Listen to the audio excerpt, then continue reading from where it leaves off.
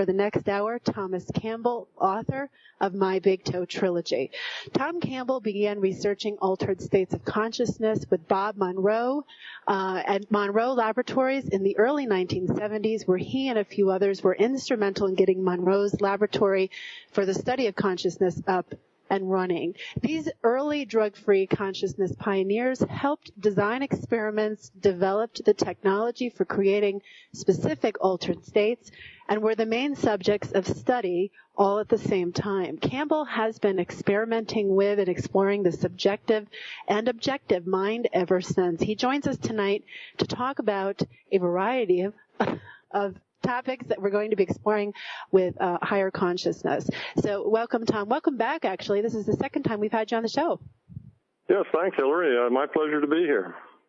Well, I have to say, it's always a fun time to talk to you. I really have enjoyed our conversations on the air and off the air.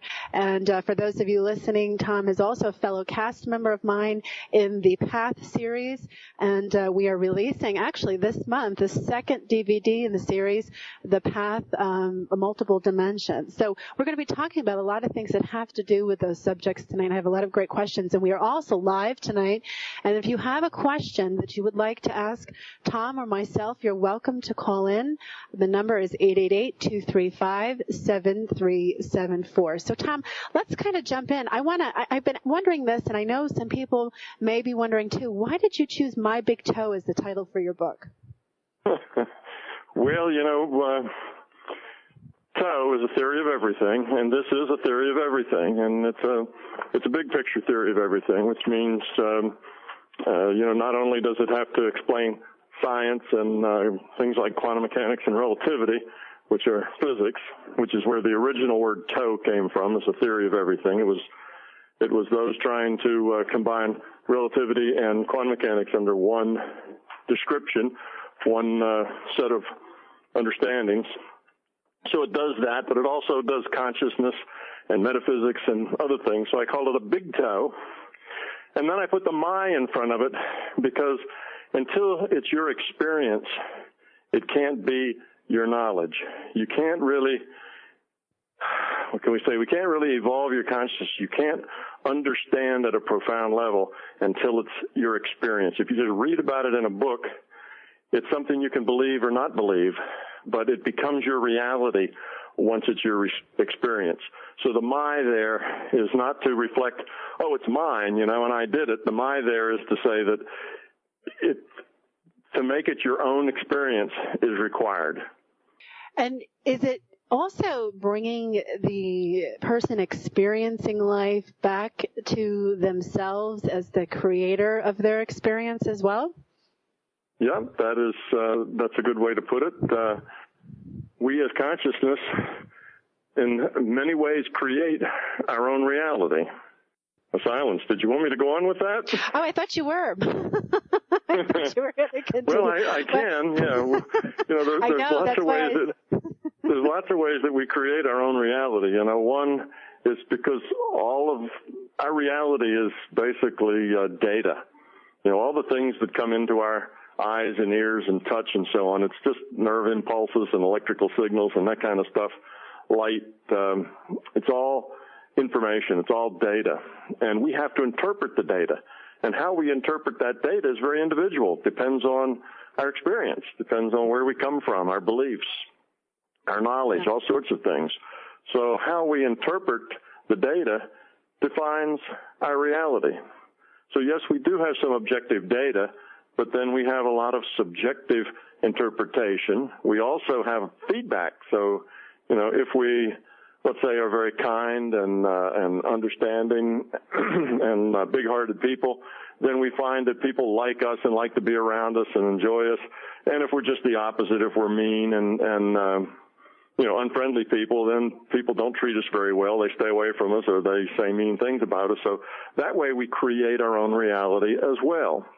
Mm-hmm. So there's several ways that we do that, but I guess the point is that each of us is walking around in our own personal reality because of these subjective aspects to what we call reality. So we're all in our own little reality, though we also share certain aspects. It's a multiplayer game, so there are some things we share. But it's interesting to think that what we think is real out there is really our own interpretation.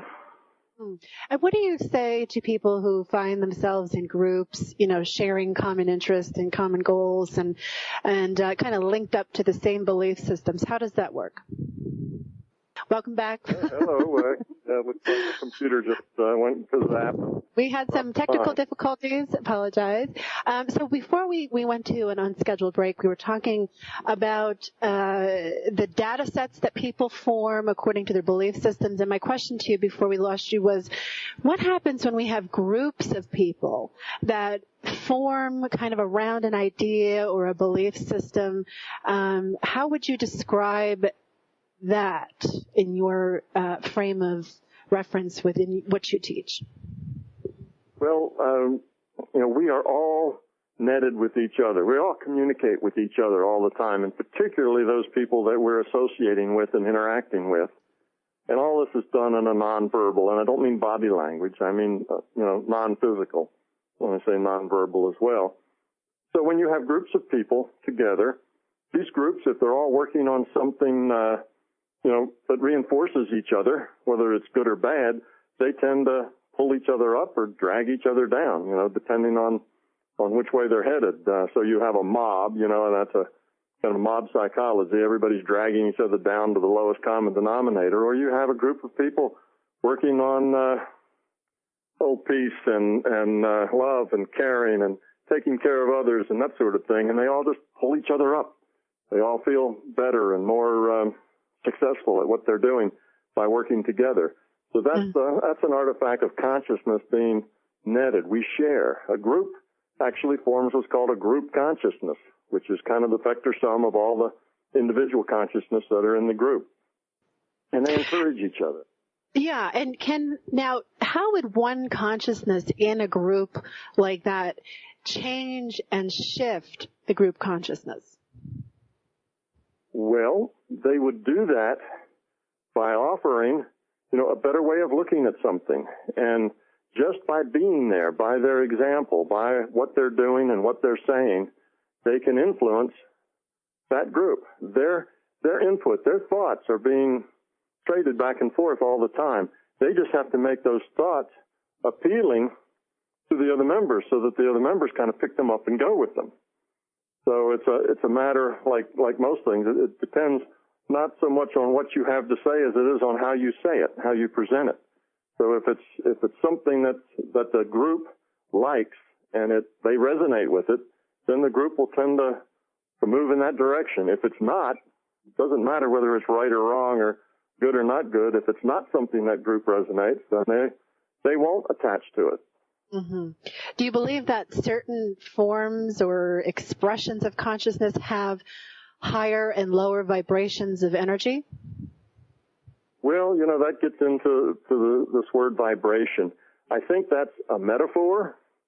Mm-hmm. And if we're talking metaphorically, that's probably a good statement to make. But that's not actual. Consciousness isn't vibrating. Vibration is a word that's defined in physical matter reality. It's a physical word. It means to, move back and forth. It's not a word that really applies itself very well to consciousness in a literal sense. But yes, people have, each person is a unique consciousness, a subset of the larger consciousness. And each is in a process of evolving their consciousness, growing up, if you will.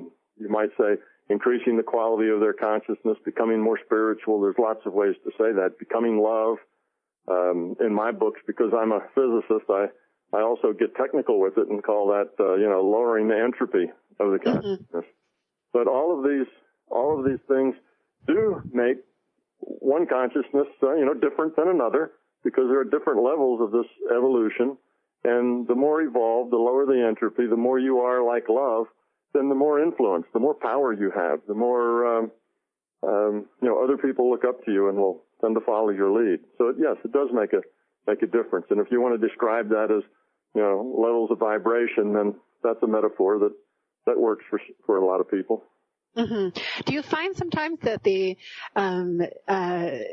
scientific terminology and more New Age terminology conflict at times, or do they complement each other? Do you find a kind of a describe what that experience is like for you as a NASA scientist, somebody who works in that kind of, very academic kind of field, working with some of the concepts such as higher consciousness, which can tend to go into more New Agey kind of places. How do you work with that in your work? Well, the New Age community have to express their concepts and their ideas with a language that's common and with a language that they understand, and science, on the other hand, tends to be a little more specific, a little more precise in the way they define things. And it doesn't matter a whole lot in the sense that what matters most is that we communicate. So if I say, how are your vibes, or, you're raising the frequency of your understanding or something, use words that are not precise from a technical viewpoint. As long as you understand what I mean, then we've communicated.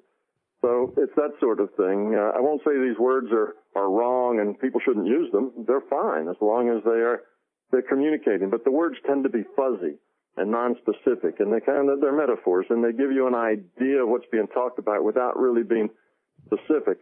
The problem is if people take them to be literal rather than understand them as metaphors, then they get themselves kind of twisted up around a belief that just isn't true. Mm-hmm. Such as, consciousness is vibrating. Consciousness is not physical. It doesn't move. There's no space, and, it doesn't vibrate. Mm-hmm. Do you believe that non-human things have consciousness, such as plants and, those kinds of things in the world, rocks? A lot of shamanic cultures talk about these kinds of things having consciousness. I'm curious to know what your opinion is about that. Okay. Well, when it comes to sentient beings, which would be almost all of what we find in the animal kingdom, right? Not only dogs and cats and monkeys, but things like bumblebees and squirrels and other things that we don't necessarily think of as perhaps, with consciousness. But all of those animals have consciousness. They're all aware. They all interact. If you do one thing, they react to that with something else. They have choices. Maybe tiny choices. A clam doesn't necessarily have a whole lot of choices, maybe other than to open up its shell or stick its foot out or pull it in or something like that. But they do have some choices, and there's a tiny little bit of consciousness there. It's not all just hardwired, hardwired things. They can learn. They can do things a little differently. So if you have choices, then you have consciousness. Now, when we talk about plants and rocks, that's in a little different class. It's not the same thing. Rocks don't make choices, and trees generally don't make choices either. They just kind of grow where they grow. They don't have a lot of choices to make. So it's a different kind of consciousness, and I would say that we call the first consciousness, that's what most people think of as being conscious, being, having an intellect, being able to make decisions, and that the rocks and the trees have let's say a feeling rather than intellectual consciousness, have a feeling consciousness. So they can be associated with certain energy forms. They can, have memory in the sense that things are associated with them. But it's not really that the rock has memory. It's that memory is associated with that rock. So the rock and the memory can be associated in the larger database or Akashic records, if you like. Mm-hmm. So they do have kind of a very fundamental level of feeling awareness, but I wouldn't really say they're conscious in the same sense that you and I are conscious, or the dog or a bird is conscious. Mm-hmm. You wrote about an interesting experience that you had with Bob Monroe and a series of experiments where you did out-of-body meditations and you were actually separated in a room with another person. Could you I think I had talked to you about this before we actually decided to do the show, that I wanted to talk about this tonight, where you were actually involved in this experiment and you had out-of-body experiences and then shared or recorded your experiences in each other's rooms, in the separate rooms, and then you compared notes basically when you got out. And a lot of the experiences you had were very, very similar. Would you care to talk about that for the listeners and myself? Because I'm very curious to hear about that too. Yeah, I would be glad to share that. And it didn't just happen one time. This was something that occurred with me and several other people. And then between those people, other people as well, this was a kind of a set of experiments we did for a while I was working with Bob Monroe at the labs. And it was an idea of Bob's to do it.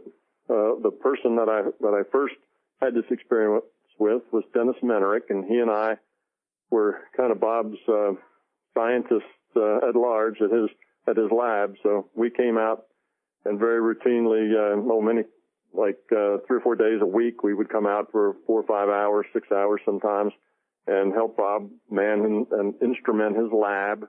And he would then, to reward us for that, would teach us what he knew about out of body.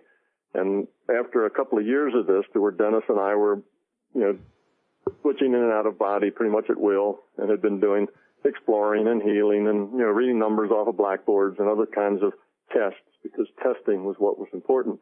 Bob had this idea that Dennis and he didn't discuss this ahead of time with us. We just showed up at the lab one night, and he said, "Hey, I want you both to get in your respective booths." And these booths were soundproof. He called them check units. They were just tiny little rooms with water beds in them, microphones suspended from the ceiling down over our mouths. And he had taught us, we had trained to be able to talk while we were in the out-of-body, so we could actually parallel process between the out-of-body state and the physical state. And we'd go do something, and we'd come back and tell Bob what we'd done. We'd go do something, and that's how we reported. Because if you wait until after it's all done, there's a whole lot that you forget. It's much better to talk as you go. Some of our sessions would be several hours, and over several hours the details start to get lost. So anyway, Dennis and I were in these separate units. We could not hear each other. We each had microphones, so Bob could hear us independently. He could talk to both of us at once, or he could talk to each of us independently. And his instructions were that we should go out of body, go above the roof of the lab, meet there, and then go off on an adventure together, but stay together. So what he was doing, meanwhile, is he was asking each one of us independently, what are you doing? What did you just, what are you seeing? What are you interacting with? What's going on? So he was asking me those questions and separately asking Dennis those questions and recording both of our answers on a cassette tape. So we went on an adventure, kind of typical for us. We were doing this pretty regularly with him then. And we met above the lab, and we kind of went off together, and we had conversations with each other. We had conversations with other non-physical beings. We saw things, went places, went to some other reality frames. It was a pretty eventful situation where there should have been a lot of evidence whether or not we were hearing and seeing and doing the same thing. So afterwards, probably at least an hour and a half, maybe 2 hours or so, he ended the session, and Dennis and I come staggering out of these booths. Of course, the light kind of nearly blinds you there for a few seconds, and we went up to the control room, and Bob looked at us, and you have to know Bob Monroe, but he had a kind of a sardonic humor, and he looked at us with a kind of smile on his face and nodding his head and says, "Well, do you two really think you were together?" And we kind of looked at each other and said, "Yeah, it seemed like it to me." And Dennis said, "Yeah, well, it seemed like it to him too." So we said, he said, "Well, listen to this." And he flipped two switches at the same time for these two cassette tapes, and there was my replies and Dennis' replies to his questions playing back simultaneously. And there we were talking to each other. We were having this conversation. First it would be Dennis, and then it would be me. He was flipping back and forth between us, asking us things. Of course, we didn't know that he was doing that. We just know that he was asking us questions. So that was probably the most amazing thing that had happened to me up at that point. When you do this sort of thing, there's a point where you have an experience that you cannot deny and also cannot explain. Now, we had done a lot that defied statistics. We had done things that then the statistics said were, 1 in 1,000 or 1 in 1,000,000 or something like that, that it was random, that we could have gotten the data. But that's all intellectual. When I did this, it hit me below the intellectual belt to a place that's deeper.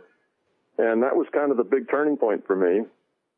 And that, I spent the next several weeks just kind of wandering around in a partial daze, saying over and over to myself, my God, this stuff is real. Because there was no other explanation. And until you get to that personal experience, it is, oh yeah, we can do things that are way off the statistical charts, but, you just don't have a sense at the base gut level that it's really real. You still wonder.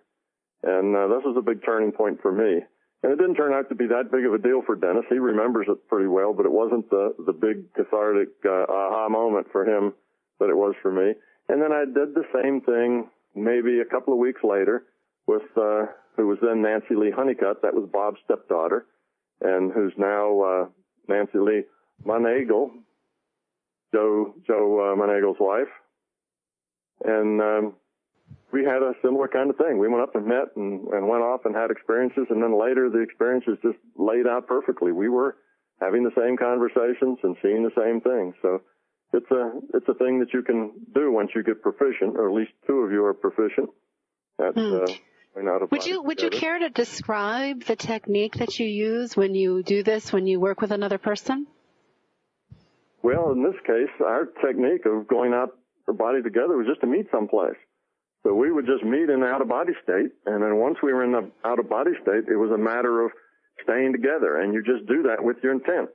And both of us intended to be with the other one, so when we'd say something like, well, let's go off and see what happens, and we just kind of zing off into the great void there, but we'd stick together. And then we would see things and interact with things together, just like we were together, just like we felt we were. So what that does, and the reason it hit me so hard, is that tells you that the data that you're receiving, it is your interpretation, that's true, but there is objective data out there. And even though you have a subjective interpretation, and you could see that between Dennis and I, that we would interpret things a little differently, like people do, and that was obvious. But it was also obvious that we were looking and describing very similar things, sizes, shapes, colors, function, all that kind of stuff was the same, even though, the details might have been a little different. Mm-hmm. So would you designate, for example, a place that had common meaning to both of you, or would it just be a random place and then in your mind go into a meditation where you projected yourself at that place, and then would you conversate between each other, or would you have the experience and then go back and talk about it after? No, we actually would meet. Bob's instructions were meet above the lab, so we just kind of floated up out of our bodies, went up above the lab where we could look down and see the roof of the lab, and while we were floating up there, we intended to connect and see each other, which we did, and then from there, so that's how we got together to begin with, and from there we started. But it doesn't have to be that you meet someplace. You can go and kind of connect with another person just with the intention of doing so. And if that other person is also intending to meet with you, then the two of you basically get together. Mm-hmm. And you can do things together, and you communicate with each other telepathically. Huh. And so when you, let's say the other person, you're trying to contact somebody and you can't reach them physically, and you want to project your consciousness to communicate with somebody, how would somebody perceive that kind of communication that perhaps wasn't aware that it was being done on the other end? It depends on how aware they are. Let's say they're not particularly aware at all. You're just going to, visit somebody, and they're not expecting you or whatever. They're not really aware. They're busy doing something else. Maybe they're busy playing a game of basketball or something that takes a lot of concentration on their part. They're not just sitting relaxed, kind of dreamily wandering off in a meditation state, but they're doing something. Well, what would happen is that you would communicate with them. You could talk with them. You could carry on a conversation, and they would get it. They would get the whole content of what it was you were saying, but they would sense it if they were more sensitive, they would sense it as their own intuition. They'd say, it'd be like a voice talking in their head, and they'd assume that that was them. That was their own, talking to themselves, their own intuition talking to them. If they were less aware, they would just kind of get the idea. They'd get the big picture of what you were saying, and that would now just kind of be an idea that they had. And they would, of course, think that it was their own idea. Mm-hmm. So they wouldn't be aware that you were talking to them, but they would take the information in. And you can do this basically with anyone that you wish to give information to. You can have those kinds of conversations, and they do get the information. And if it's information they can use, they often will act on it. So for a person who's sitting around watching TV on Monday night, and they're just kind of hanging out, and all of a sudden somebody crosses their mind, could that be a kind of, like a psychic phenomena? They would consider that a psychic phenomena, where they just kind of think, oh, I was just, because a lot of times people will say, oh, I was just thinking about you, and then that person calls, and or that person, been crossing somebody's mind over the course of maybe a day or two, and in that sense, and could that be a result of that kind of phenomena? Oh, absolutely. And it doesn't have to be out of body. Like I say, we are in communication with each other all the time. So if there's somebody you're particularly, say, close to, maybe a mother or father or son or daughter or something like that, something very, very big happens in their life, you're liable to know about it. You're liable to get this message that, oh, I need to call, my dad and see what's going on. And you call, and you often find that there really was something going on. You get that message. Other people that just happen to kind of drift through your mind for no reason, it's probably because that other person is thinking of you, and that makes a connection. Or there's something there between the two of you that would be kind of significant for you to know or understand, and you'll get that connection. Do you think that too? You don't have to go out of body to do this. You don't. It's not an out of body phenomenon that you have to do this. It's just a matter of we're netted. It's like everybody on the internet. We're netted, whether we like it or not. The switch is open, and we send and receive. Yeah. And do you think that? I was going to ask you about the connection between two people, and I know a mother and a son, any kind of connection that you have with your children, father or children, there's what they call a stronger intuitive psychic connection. So if there's something wrong with your child, parents will often feel it immediately and know something's not right. And I'm wondering, along the spectrum of how we are with people as far as our relationships go and how well we know, you kind of answered this already, but I guess that would kind of determine the quality of signs that might come in, perhaps. Or I have an experience with a friend of mine who I don't talk to very often, but when I do, I can always tell when I'm going to hear from them, and I start to see things, just walking along a street, and I look up at a sign, and it reminds me of something that has to do with that particular friend, and I'll run into kind of synchronistic events that kind of keep reminding me of this person. And then sure enough, every single time, 100%, I will hear from that person within, 24 to 48 hours or so. And that's always been the case. And it doesn't happen with other people, to be honest with you. Like sometimes it's a different exchange. And so I guess, you kind of already touched on this a bit, but I'm wondering, when there's a stronger emotional connection, do you think that affects the consciousness between people? Well, it's two different, it can come from two different sources. If the connection is mostly coming from your end, then yes, it probably is mainly has to do with the kind of the attachment or the connection you have with that person. And that attachment and connection you have with that person doesn't have to be just the connection that you have with them now, here in this physical matter reality. You may have been connected to that person in other, in other reality frames at other times. So it's not just that it has to be your son or your father or mother or something like that. It just could be somebody with whom you are connected, with whom you have a resonance. And you will pick that sort of thing up because you're sensitive to their energy, to their being and what they're doing. And if they're thinking about you, you might then start thinking about them. And then they feel you thinking about them, so then they, think more about you. So it tends to build on itself like that. But now it can go the other way, that it's not necessarily you at all, but it's somebody else. So let's say, decide to talk with you and about some kind of maybe shared problem or some issue that you're having or something like that. And I would come and say, hey, Hillary, we have this conversation. That would then, you would get that message that I would give you. You may or may not know that I was giving it. It may just come across as your own thoughts, but that's me directing that at you. So this other person may be directing it at you, and that's why you pick it up, or it may be just you homing in on the fact that they exist and there's a resonance between you. So there's a couple of things going on there. I know at your workshop in London, you had done an interesting exercise for the group, and you had taken a look at a picture that nobody else in the audience saw, and you projected, I guess you imagined that picture in your mind, and you asked people to draw that picture and see how close they could get. Is that a common thing that most people can learn how to do? Is that a skill that people can learn how to do, this kind of psychic phenomena where, they picture something and the rest of the people in the room can pick it up easily? Because you did that rather quickly in the exercise in the workshop.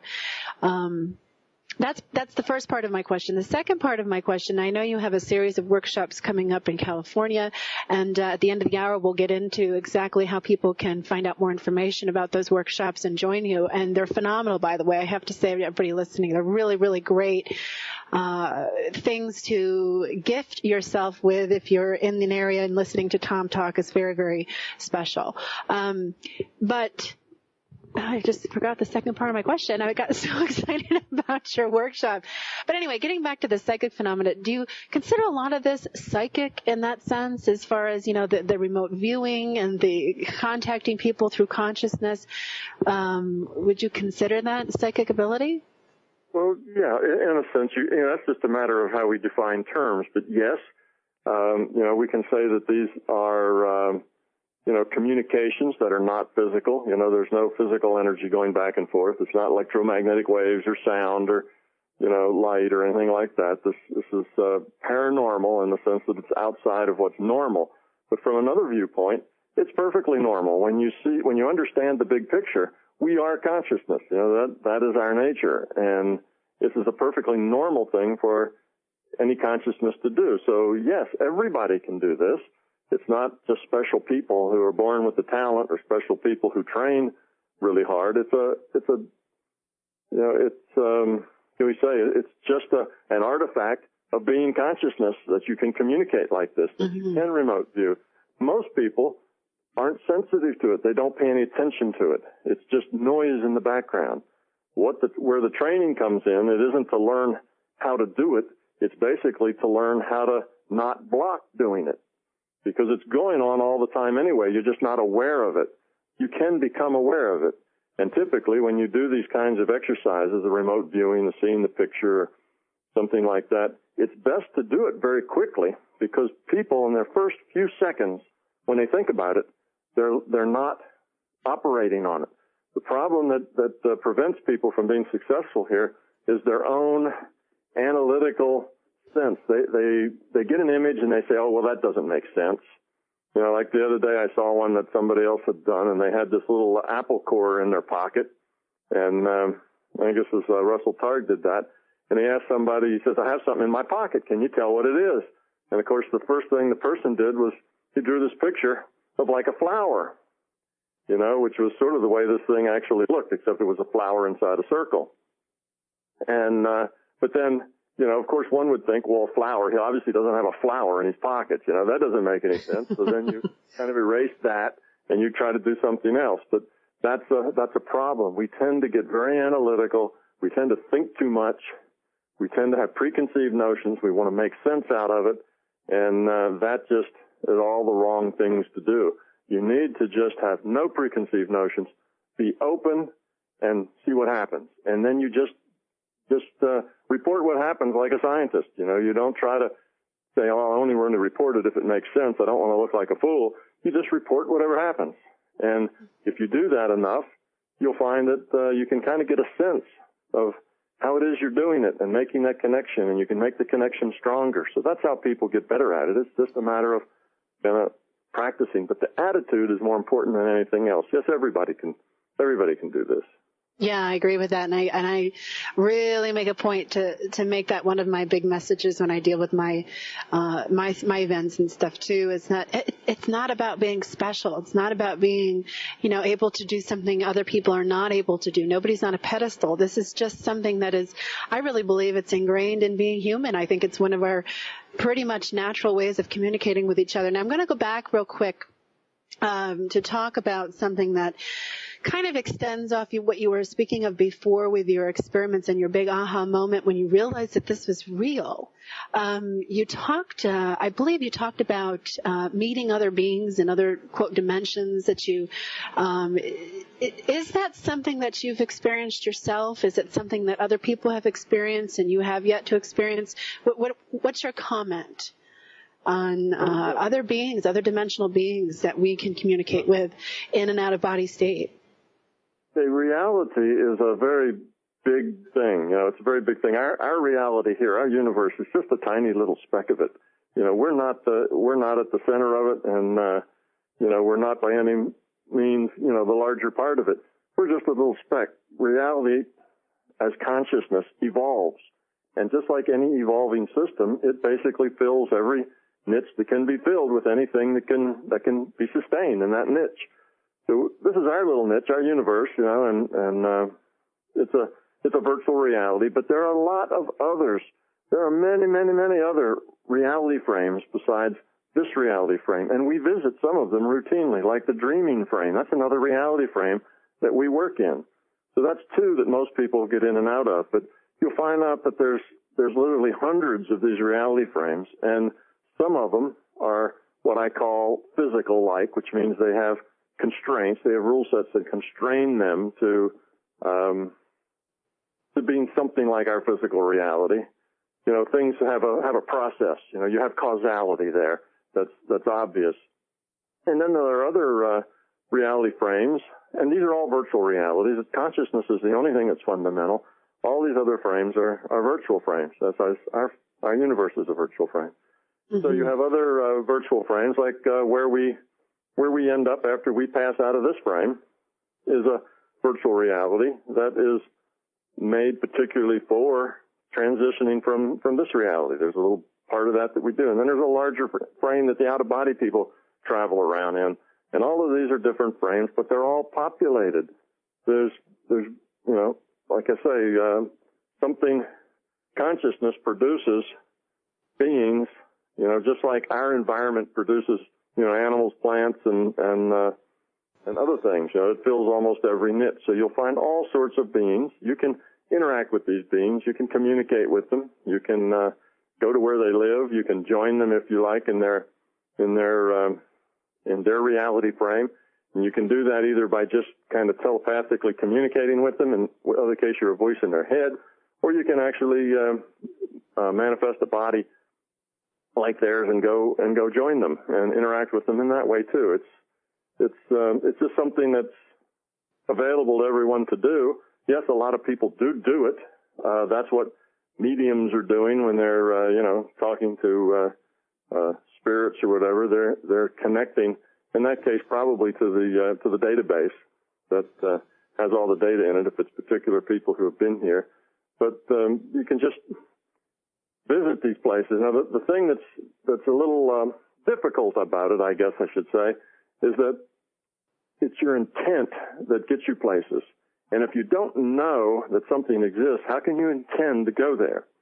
So it's one of these things that you have to explore a little bit at a time. It's just like any other exploration. You don't know where you are or where, what's on the other side of that hill, but the only way to find out is you go and look. So as you interact with other beings, they take you places, and then that becomes some place you know. And then you make more friends, and they take you places, and that's another place you know. So eventually, I've been doing this for like 40 years. You've kind of been around a bit, and you have a lot of acquaintances, and you've seen a lot of things. Big circle of friends. Yeah, big circle of friends. So it does grow like that, and some of them pays off to visit. We actually have a caller. We have a question from Jane in Arizona. Hi, Jane. Thanks for waiting. You have a question for Tom? I do. Thank you very much for taking my call. My question is about telepathic, communicating with one another. I often find, that I pick up on people's thoughts or people's messages, people who just kind of, like, I want this or that or the other from Jane, and I pick up on it, and then before I know it, I'm on the phone calling, and I'm saying, hey, I got this message that I was supposed to call you and do this, that, and the other, and it happens lots. So, a lot of times also, I intuitively just pick up on, again, something that somebody may want from me or want me to do or think they need something from me, and again, I intuitively pick up on it. But sometimes there are things that I don't want to connect with or don't want to hear, and so I'll sit there and have a telepathic, conversation with whomever, and I'll say, okay, cancel, clear, delete, because I don't want to have a conversation.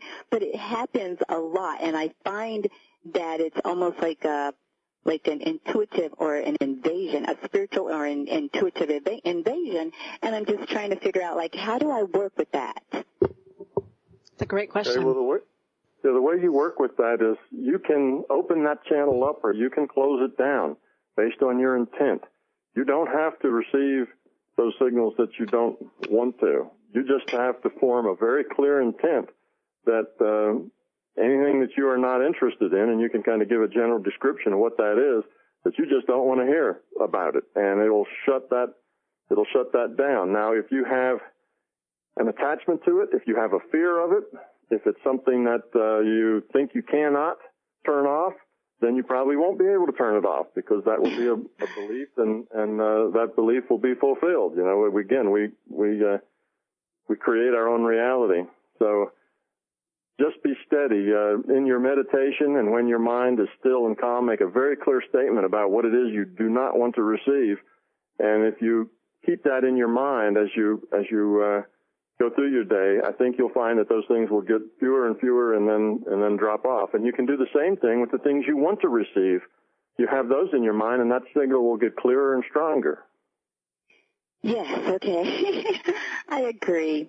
Because there are times, when I'll say, oh, clear, delete. I don't want to have a conversation with whomever. I don't want to talk about this subject. And a minute or two will go by, and then it goes away. But then, as soon as I'm in a different space or a different energy, all of a sudden I can feel like a person's energy come in and begin talking with me and just say, and then I'll have to go through that whole process again, that clear, delete, because so far that's the only way I've been able to clear out certain energies that I don't want to have a conversation with, but it happens lots. Well, you probably have created this little ritual with yourself of what you go through in order to, banish the communications you don't want, and you don't really need that ritual. That's just something you've kind of gotten into because it worked. You tried it and it worked, so then you do it again, and pretty soon you kind of get dependent on that. If you try other methods that are simpler and easier and last longer, those will work as well. So don't get trapped in what just happened to work for you. There are ways that'll be more efficient. You can set up a thing in your mind that will prevent that even from getting started. Any suggestions? I was just going to say, Tom, give her some hints here. Well, it's like the affirmations that people use. They'll start out when they're meditating, and they'll say, I don't want to, communicate with anybody who doesn't have my best interests at heart, or some sort of thing like that. That wasn't very elegant, but you've heard these affirmations. Right. It's something like that. You write up something that's very specific about what it is you don't want to hear, and then you just put those thoughts in your mind and refuse.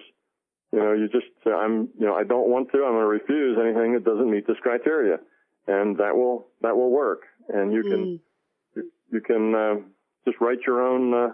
It's a matter of intent. Intent is what is the active ingredient in all these things, whether it's remote viewing or healing or out of body. Intent is the driver. That's what Tom, makes things happen. can I interrupt here for a second? Now, when you say intent, believe it or not, there's a lot of people out there who don't really get what that means. When someone says it's your intent, okay, well, if I wish it or if I think it or something, can you maybe describe a little more deeply for people who may not really, understand what that means? Okay. Jane, I'm not saying that's you. I'm just saying in general. Actually, a lot no, of people you will totally ask that connected with question. me. Yes, you totally connected with me there, and that's exactly that was going to be my next question is like describe intent, because I feel like I'm putting the intention out there, and I do my best to not push away anything. I try to stay open to everything because I feel like that which I push away is actually something I need to learn about so that I can evolve it, evolve my own consciousness so that I'm not like in this place of fear, because I feel like those things that I push away are things that I'm saying, I don't want to learn about that. That's yucky, unattractive, or I just don't want anything to do with it, so I try to push it away. And instead of me pushing it away, I'll say, okay, well, let me take a look at this, try to understand it so that I can evolve it instead of pushing it away, because I feel like that's why it returns, and so I try to face things so that I can have an understanding. But intention, yes, I need to understand intention. Your intent has to be more specific and has to be very clear, and by that I mean it has to have no noise, and that's kind of now a different concept. When you meditate, the meditation is a tool. That's all it is. It's a tool, and you generally use that tool to learn how to quiet your mind, to get the noise out of your thoughts. Otherwise, when you first try to meditate, thoughts keep coming in all the time. Well, that's what I'm describing as noise. It's all the stuff that your mind and your consciousness is doing. All the things you're thinking about operating on is noise. Once you get rid of all of that noise, what you have left is just pure, still consciousness. That's what I call the void state. When all the noise is gone and you are sitting meditating, your body's gone, this reality's gone, all the thoughts are gone, and you are a point of consciousness floating in the void. Now, at that point, your intent, what you want to do, is a clear, pure signal. So that's one thing. You have to get rid of the noise. Otherwise, your intent is jumping all over the place.